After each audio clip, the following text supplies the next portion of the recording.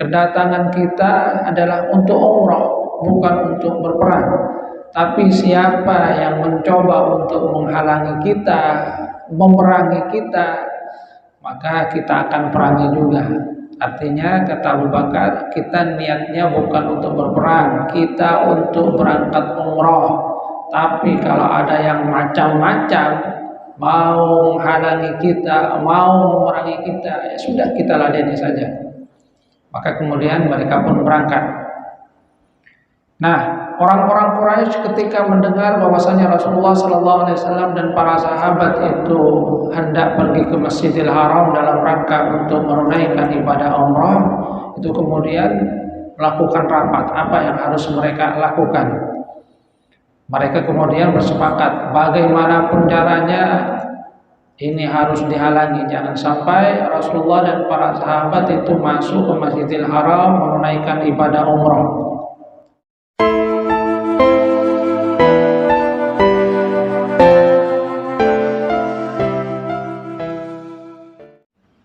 Assalamualaikum warahmatullahi wabarakatuh. Innal hamdalillah nahmaduhu wa nasta'inuhu wa nastaghfiruh wa na'udzu billahi min shururi anfusina wa min sayyiati a'malina. May yahdihillahu fala mudilla lahu wa may yudlil fala hadiya lahu. Asyhadu an la ilaha illallah wahdahu la syarika lahu wa asyhadu anna Muhammadan 'abduhu wa rasuluhu la nabiyya ba'dahu.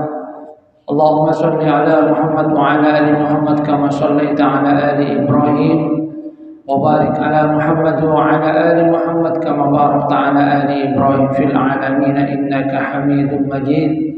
Rabbi shrah li sadri wa yassir li amri wahlul 'uqdatam min lisani yafqahu qawli, amma ba'du. Hadirin jamaah salat subuh rahimakumullah. Alhamdulillah atas segala karunia Allah Subhanahu wa taala. Allah masih memberikan kita nikmatus sihah, bisa bangun di pagi hari, bisa beraktivitas. Kita juga diberikan nikmatul iman, bisa melangkahkan kaki kita ke masjid ini, menghambakan diri kepada Allah Subhanahu wa taala. Kita lanjutkan kajian sirah nabawiyah. Setelah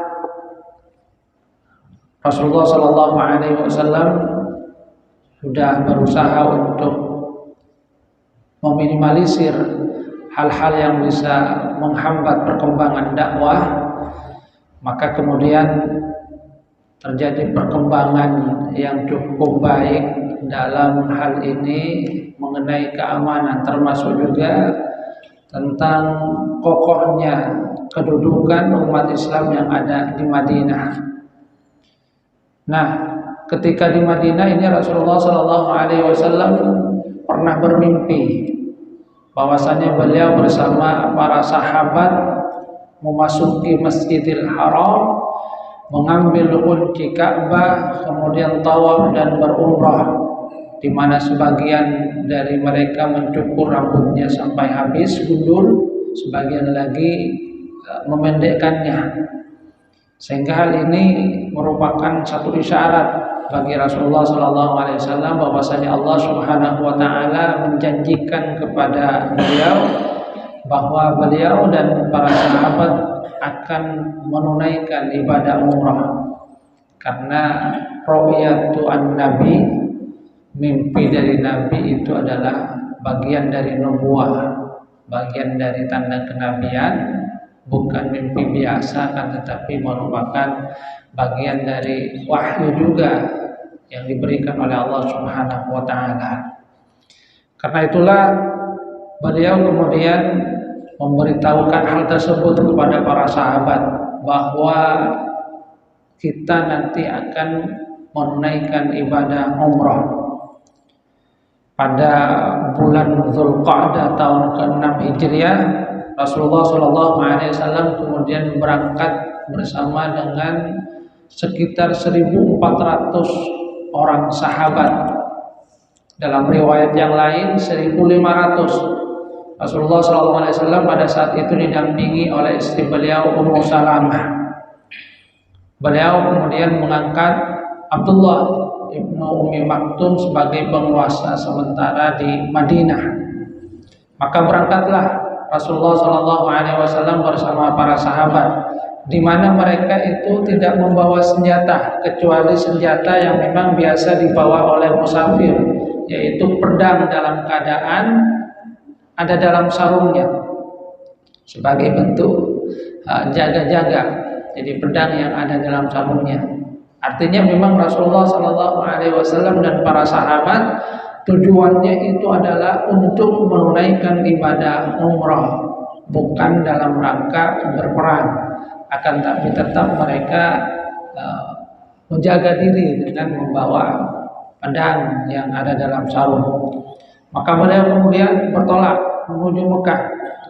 Ketika sampai di Dzulhulaifah atau yang kita kenal dengan Bir Ali, maka hewan kurban itu dikalungi dan diberi tanda. Dan Rasulullah SAW kemudian melakukan niat umrah bersama para sahabat agar semua itu merasa aman, yang menunjukkan bahwa memang tujuan mereka keluar itu adalah untuk menunaikan ibadah umrah, bukan untuk berperang. Hanya saja dalam hal ini Rasulullah SAW tetap juga berhati-hati. Beliau mengutus mata-mata dari kabilah Bani Khuza'ah untuk mencari informasi tentang orang-orang Quraisy, karena bagaimanapun juga itu adalah hal yang harus dilakukan dalam rangka untuk melindungi diri. Nah, ketika Rasulullah SAW mendekati Muzhar, mata-mata beliau itu kemudian menjumpai. Dia katakan, saya pergi ke sini setelah melihat Ka'ab bin Lu'ay menghimpun orang-orang dari Ahabis. Ahabis itu adalah suku-suku yang mendiami Hubs. Dan beberapa kabilah Arab yang lainnya, mereka bersiap-siap untuk memerangi dan menghalangmu untuk menunaikan ibadah umrah. Maka kemudian Rasulullah SAW meminta pendapat dari sahabatnya, bagaimana ini? Apa pendapat kalian? Ada dari mereka yang ingin menghalangi kita untuk menunaikan ibadah umrah. Apakah kita kemudian akan memerangi mereka, kita tangkap mereka, ataukah kemudian kita tidak melawan? Maka kemudian Abu Bakar menyatakan, Allah dan Rasulnya lebih mengetahui. Kedatangan kita adalah untuk umrah, bukan untuk berperang. Tapi siapa yang mencoba untuk menghalangi kita, memerangi kita, maka kita akan perangi juga. Artinya kata Abu Bakar, kita niatnya bukan untuk berperang, kita untuk berangkat umrah. Tapi kalau ada yang macam-macam, mau menghalangi kita, mau memerangi kita, ya sudah, kita ladeni saja. Maka kemudian mereka pun berangkat. Nah, orang-orang Quraisy ketika mendengar bahwasanya Rasulullah SAW dan para sahabat itu hendak pergi ke Masjidil Haram dalam rangka untuk menunaikan ibadah umrah, itu kemudian melakukan rapat apa yang harus mereka lakukan. Mereka kemudian bersepakat bagaimanapun caranya ini harus dihalangi, jangan sampai Rasulullah dan para sahabat itu masuk ke Masjidil Haram menunaikan ibadah umrah. Dan itu kemudian juga didengar oleh informan dari Rasulullah SAW. Maka kemudian mereka mengutus Khalid bin Walid bersama 200 pasukan berkudanya untuk menjaga Qura Al-Ghamim yang merupakan jalan utama menuju Mekah, bersiap untuk memerangi Rasulullah SAW sampai mereka kemudian kelihatan. Nah, waktu itu adalah waktu sholat. Maka Rasulullah SAW dan para sahabat menunaikan sholat terlebih dahulu, dan itu dilihat oleh Khalid bin Walid. Dia katakan, wah, ini waktu yang baik ini kalau kita serang mereka. Mereka sedang sholat lengah, tidak siap. Akan tapi kemudian Allah Subhanahu wa taala menurunkan perintah tentang sholat khauf. Di sholat khauf sehingga Rasulullah Sallallahu Alaihi Wasallam dan para sahabat tetap aman, karena dalam sholat khauf itu kan sebagian masih berjaga-jaga, sebagian lagi menunaikan ibadah sholat. Nah, melihat bahwasanya rute menuju Masjidil Haram, rute utama itu dihadang oleh Khalid bin Walid bersama 200 pasukannya, maka Rasulullah Sallallahu Alaihi Wasallam yang memang tujuannya adalah untuk menunaikan ibadah umroh, bukan untuk berperang, memutuskan untuk merubah rute perjalanan. Jadi tidak mengikuti jalan utama, akan tapi mengambil jalan yang lainnya walaupun lebih sulit. Jadi medannya lebih sulit, melalui celah-celah perbukitan, akan tapi itu diharapkan akan tetap bisa mengantarkan mereka menuju Masjidil Haram dengan selamat, karena jalan utamanya itu sudah dihadang oleh Khalid bin Walid bersama 200 pasukan berkuda. Maka kemudian beliau menuju jalan yang merupakan rute melewati Thaniya Al-Murar, nanti merupakan tempat di mana Rasulullah SAW itu mengadakan perjanjian Hudaybiyah. Beliau tidak melewati jalan utama, namun melewati Tan'im. Nah, Khalid bin Walid ketika melihat debu-debu pasukan Rasulullah SAW, itu kemudian sadar, wah mereka tidak lewat sini ini. Mereka mengambil rute yang lain, maka mereka kembali ke Mekah. Rasulullah kemudian tiba sampai di Thaniya Al-Murar.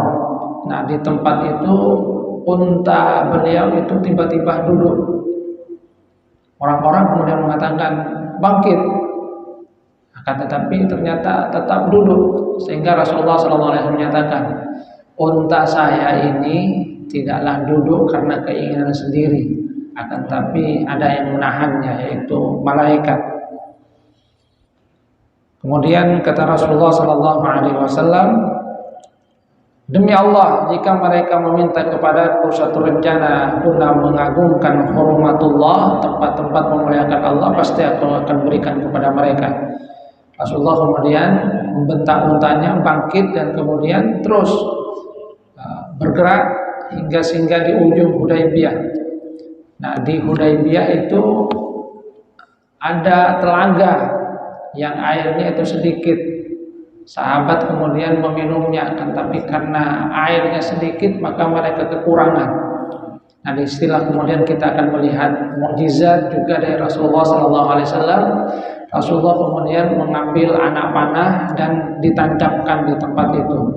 Jadi suruh tancapkan, dan alhamdulillah dengan izin Allah Subhanahu wa taala, walaupun airnya itu sedikit, akan tapi sahabat-sahabat Rasulullah Sallallahu Alaihi Wasallam yang jumlahnya 1.400-an itu tetap bisa meminumnya. Jadi kelihatannya sedikit, akan tapi semua orang bisa meminumnya. Ini merupakan juga bagian dari mukjizat Rasulullah Sallallahu Alaihi Wasallam. Nah, ketika Rasulullah merasa tenang, kemudian tiba-tiba datang Budail bin Warqa Al-Khuzai, mata-mata beliau dari Bani Khuza'ah. Kemudian dia menyampaikan kepada Rasulullah SAW, aku tinggalkan Ka'ab bin Lu'ay. Mereka pada saat itu ada di tempat mata air Hudaybiyah. Mereka akan memerangi kamu dan menghalangi kamu dari Masjidil Haram. Maka Rasulullah menyatakan, kedatangan kita di sini adalah untuk menunaikan ibadah umrah, bukan untuk berperang.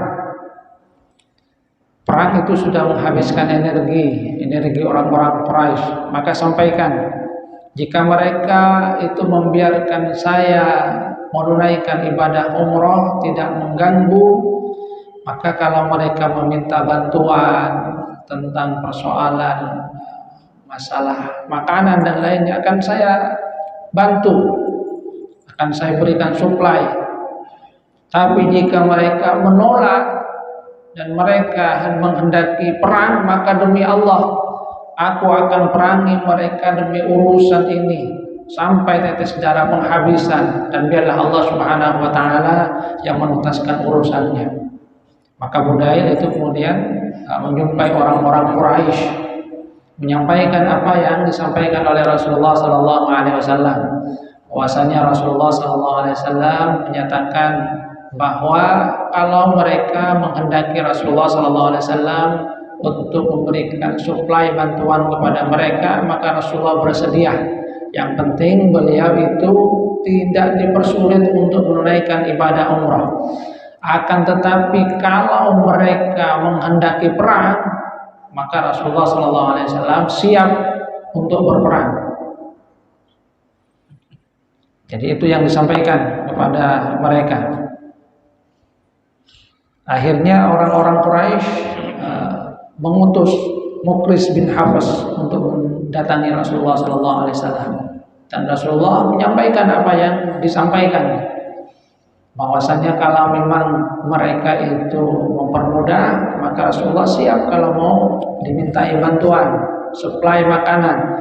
Akan tetapi kalau mereka itu menghalangi, maka Rasulullah SAW bersama para sahabat itu siap juga untuk berperang, tidak akan mundur. Maka pulanglah dia untuk memberitahukan apa yang memang menjadi keputusan dari Rasulullah SAW.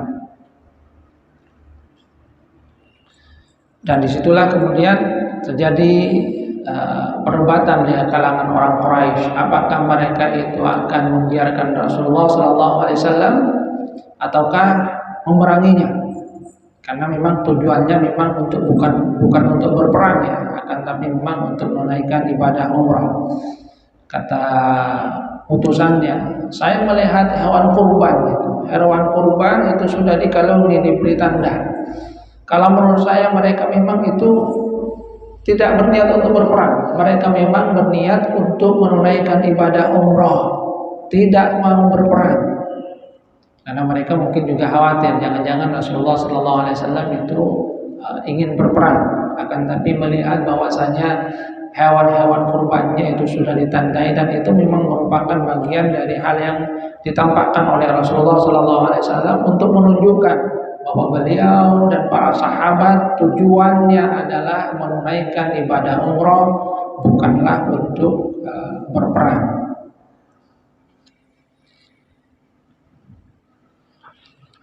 Nah, disitulah kemudian dikirim utusan itu. Cuma dalam hal ini ketika sudah ada keinginan damai di antara keduanya, ada juga di antara kalangan anak muda Quraisy yang menginginkan kerusuhan. Jadi mereka itu kemudian menyusup ke perkemahan Rasulullah SAW.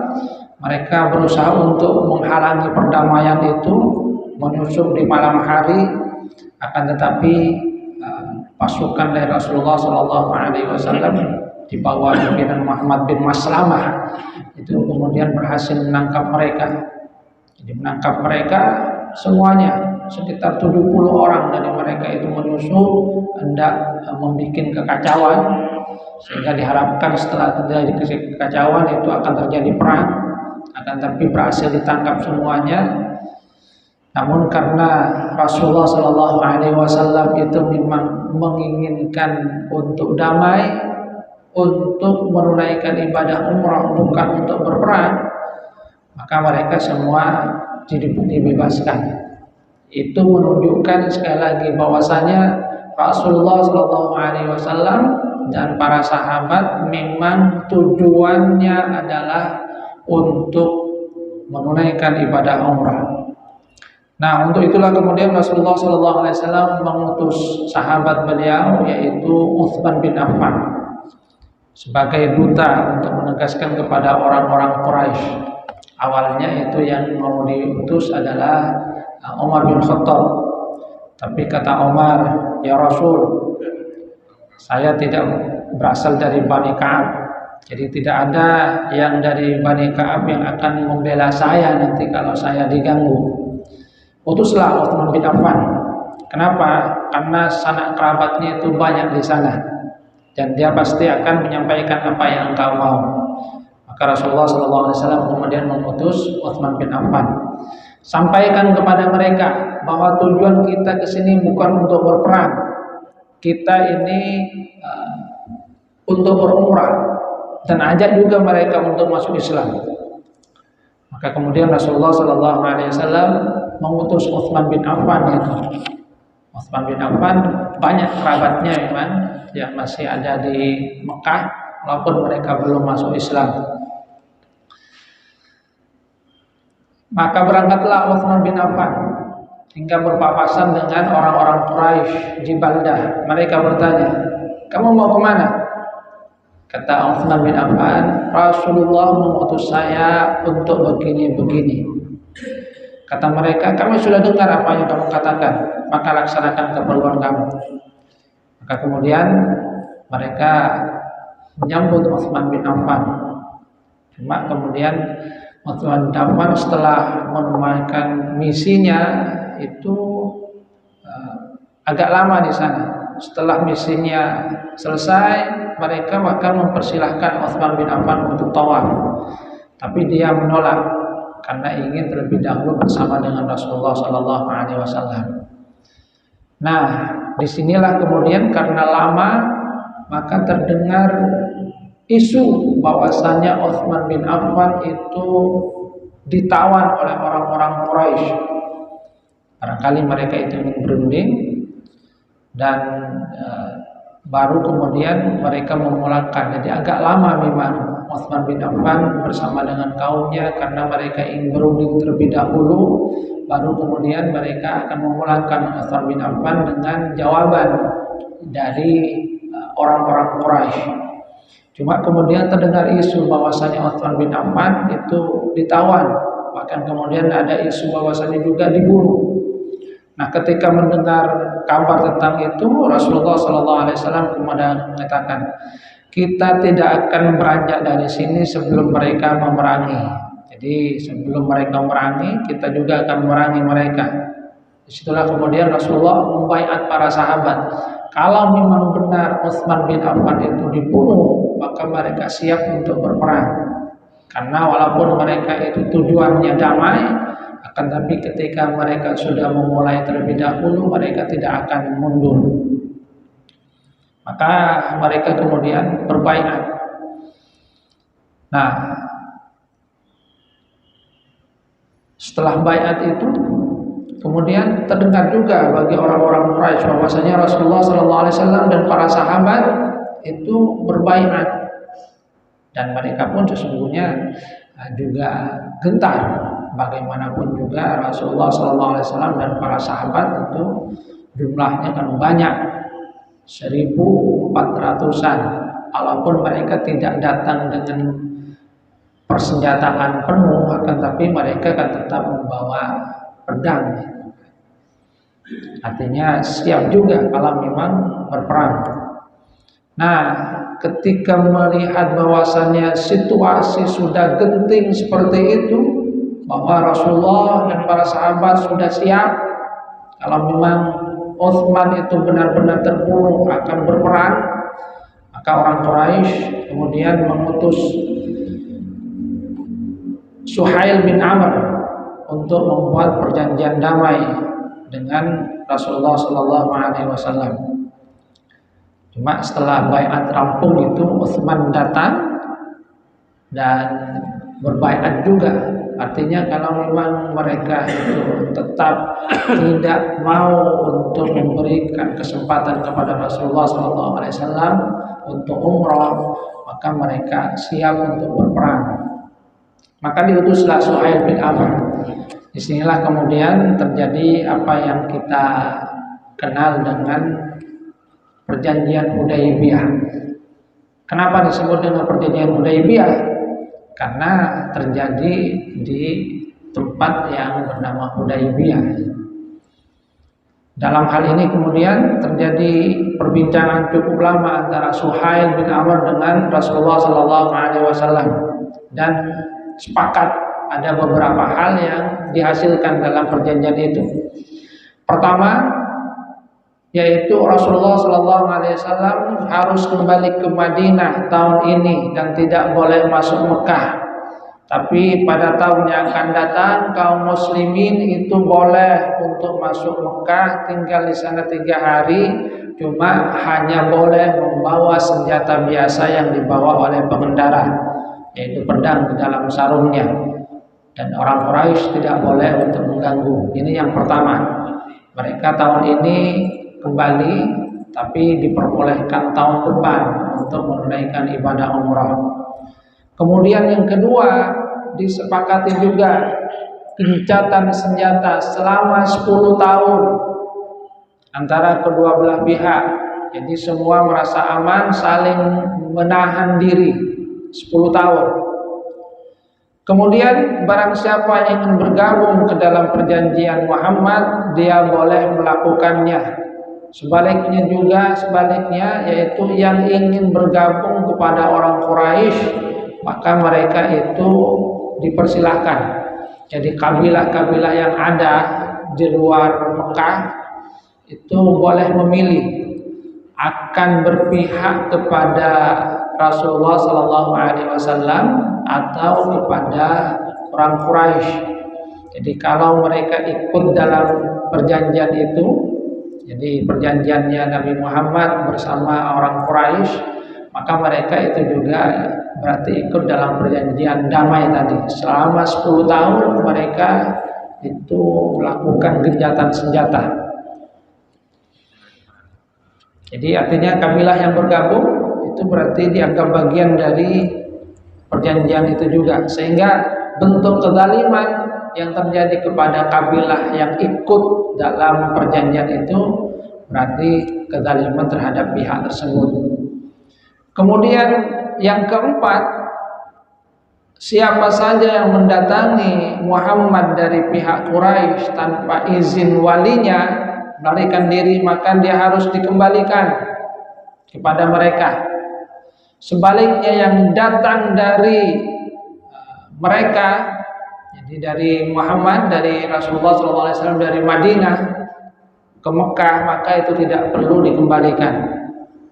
Maka kemudian Rasulullah SAW memanggil Ali bin Abi Thalib untuk menulis perjanjian itu. Beliau mengetikkan kemudian dengan Bismillahirrahmanirrahim. Kata Suhail, adapun kata Ar-Rahman, demi Allah kami tidak tahu, tapi cukup saja tulis dengan Bismika Allahumma. Maka Rasulullah menyuruh Ali bin Abi Thalib untuk menulis dengan hal tersebut. Kemudian Rasulullah itu juga mendiktikan perjanjian damai yang dibuat oleh Muhammad Rasulullah.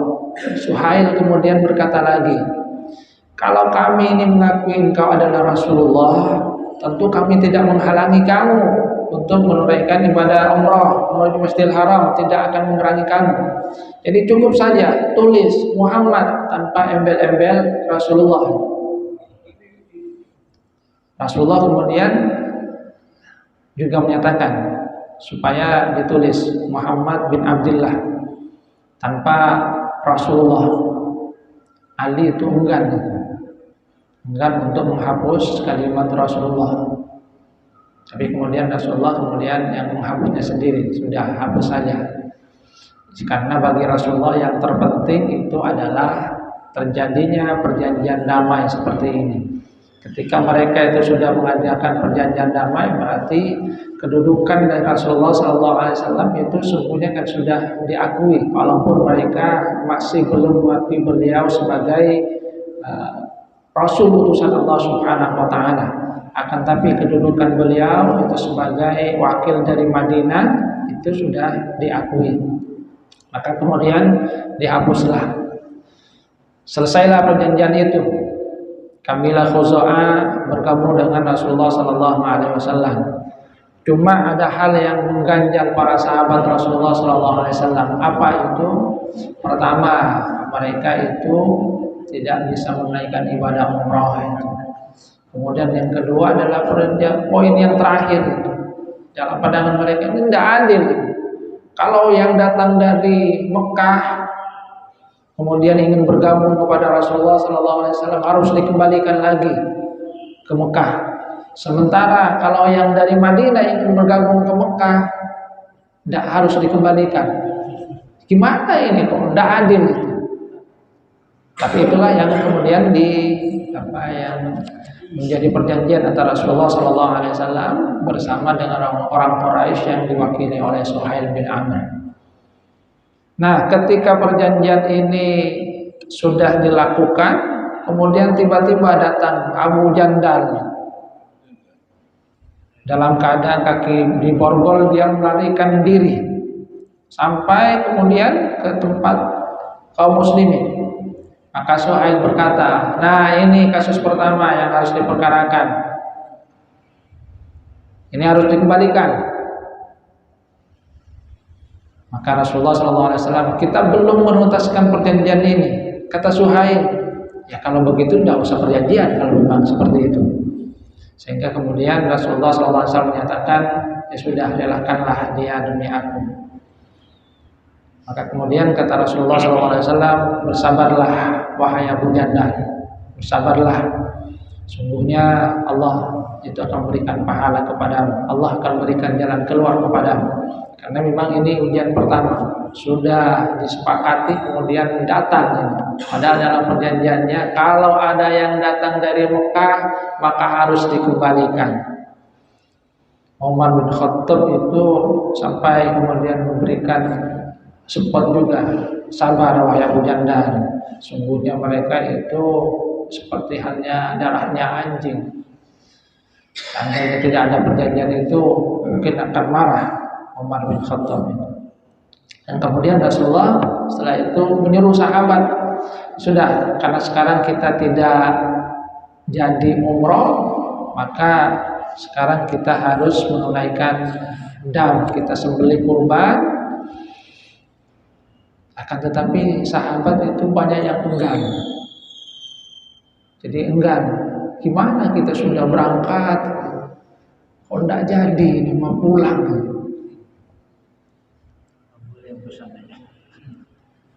Rasulullah melihat sahabat kok enggan, gimana ini? Tapi kemudian beliau masuk ke kemah, kata Ummu Salamah. Ummu Salamah kemudian memberikan nasihat kepada Rasulullah, begini saja, kamu tidak usah untuk merintah mereka, lakukan saja kamu sendiri, keluarlah, jangan bicara, engkau sembelih kurban, kemudian panggil tukang cukur untuk mencukurmu. Maka Rasulullah SAW kemudian keluar, beliau kemudian menyembelih hewan kurban dan memanggil tukang cukur.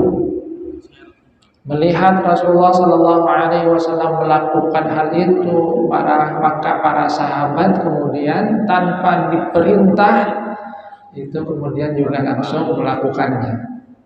Jadi memang di sini juga bagaimana istri dari Rasulullah SAW, Ummu Salamah itu mendinginkan. Rasulullah tentunya melihat gimana sahabat, kenapa tidak ada yang mau mengikuti saya. Sahabat waktu itu juga dalam keadaan sedih itu. Sudah berangkat jauh, sekarang kemudian tidak jadi, sehingga tidak begitu mempedulikan apa yang disampaikan oleh Rasulullah SAW. Tapi di sini kita bisa melihat bagaimana peran dari istri Rasulullah. Jadi memang seorang istri memang harus memberikan solusi yang terbaik saat suaminya datang dalam keadaan seperti itu, yang berikan nasihat, ini loh sudah gini saja. Dan itu yang kemudian diikuti oleh Rasulullah SAW. Rasulullah keluar, sembelih kurban, cukur, tidak bicara. Yang lainnya sahabat melihat Rasulullah melakukan tanpa diperintah, mereka pun kemudian melakukan. Hanya saja dalam hal itu kemudian salah satu yang agak mangkal itu adalah Umar. Ya Rasul, bukankah Allah itu menjanjikan bahwasanya kita akan menunaikan ibadah umrah? Engkau juga menjanjikan. Iya, kata Rasulullah, tapi saya kan tidak menjanjikan tahun ini. Janjinya bahwasanya kita pasti menunaikan ibadah umrah, tapi saya tidak menjanjikan tahun ini. Insya Allah tahun depan kita akan kembali. Sehingga Umar bin Khattab setelah itu menyesal juga karena sudah protes kepada Rasulullah SAW, banyak istighfar karena khawatir bahwasanya apa yang beliau lakukan itu akan mendapatkan teguran juga dari Allah Subhanahu wa taala. Maka kemudian inilah yang terjadi perjanjian Hudaybiyah. Dengan perjanjian itu sesungguhnya ada banyak hikmah yang terjadi. Artinya dengan kedamaian selama 10 tahun nanti ada banyak hal yang bisa dilakukan oleh Rasulullah SAW. Gangguan dari Quraisy itu kan sudah berhasil ditahan sehingga tidak ada gangguan yang datang selama 10 tahun itu. Rasulullah nanti akan fokus kepada hal-hal yang lainnya. Itu yang sesungguhnya diinginkan Rasulullah SAW. Dan tetap di dalam perjanjian itu mereka akan bisa menunaikan ibadah umroh walaupun tidak tahun itu. Yang penting mereka itu tetap bisa menunaikan ibadah umroh. Tujuan tetap tercapai walaupun tertunda, dan ada banyak hal yang lain yang kemudian didapatkan oleh Rasulullah SAW lewat perjanjian Hudaybiyah ini. Ini saja mungkin yang bisa sampaikan kesempatan kali ini. Mudah-mudahan bermanfaat. Kurang lebihnya mohon maaf. Billahi taufiq wal hidayah. Wassalamualaikum warahmatullahi wabarakatuh.